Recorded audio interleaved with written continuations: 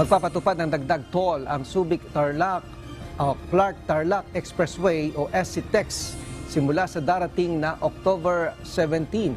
Sa abiso ng Toll Regulatory Board, madadagdagan ng 25 pesos ang babayarang toll sa SCTEX ng Class 1 vehicle na bumibiyahe sa pagitan ng Mabalacat City hanggang Tarlac, habang additional 50 pesos naman sa Class 2 na mga sasakyan at dagdag na 75 pesos sa Class 3 vehicles.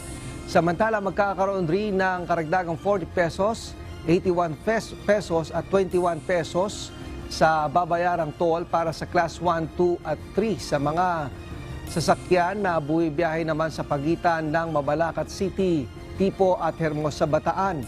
Para naman sa mga motorista na bumibiyahe ng end-to-end pagitan ng Tipo at Hermosa, Bataan, madadagdagan ang babayarang toll ng 65 pesos kung Class 1, 131 pesos kung Class 2 at 196 pesos kung Class 3 ang sasakyan.